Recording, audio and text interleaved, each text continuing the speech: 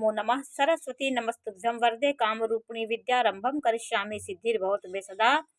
शिव शक्ति को coat coat प्रणाम।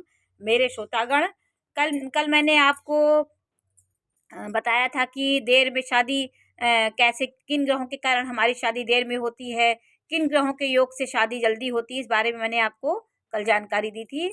आज मैं आपको अविवाहित योग के बारे में जानकारी दूंगी कि कैसे सातवें भाव से हम अविवाहित योग देखते हैं, कि कैसे हम मेरे सप्तम भाव में किन किन ग्रहों की दृष्टि है जो जीवन अविवाहित हो रहा है, और कहाँ वो बैठे हैं, सप्तम का स्वामी कहाँ बैठा है, इसके बारे में मैं आपको जानकारी दूंगी। कि देखिए, ये वृषभ लग्न की कुंडली है, वृषभ राशि की। तो अब देखिए, इसमें सप्तम सीधे सप्तम भाव होता है, मैंने आपको बताया था।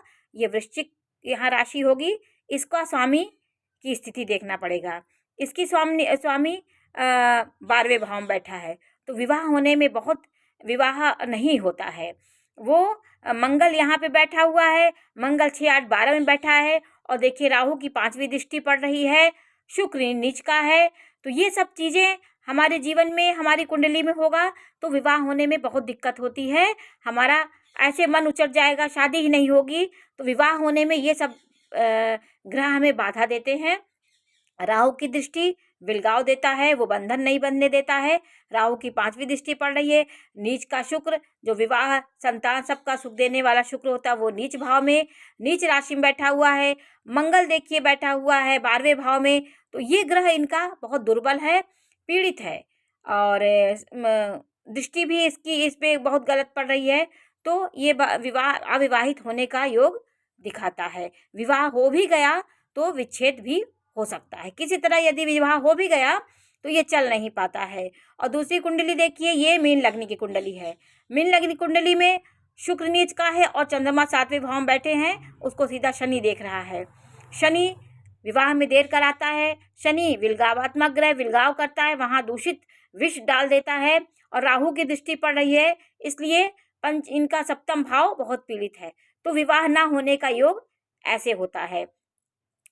अब मैं आपको विवाह विच्छेद योग के बारे में जानकारी दे रही हूँ कि आपका विवाह तो हो गया, लेकिन विवाह में विच्छेद कैसे होगा, कैसे हो जाता है, तो ये ग्रह कैसे कराते हैं, इनको देखिए।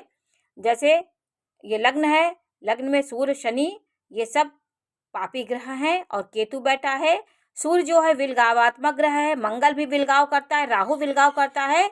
तो ये कुंडली में अगर पापी ग्रह सप्तम भाव को देखते हैं तो विवाह विच्छेद योग होता है।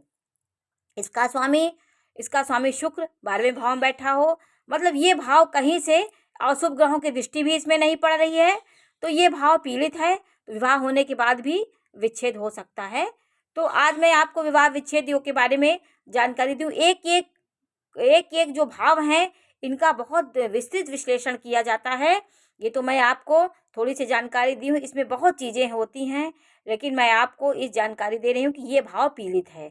जो भाव पीड़ित होगा उससे संबंधित हमें कष्ट प्राप्त होगा। नमस्कार।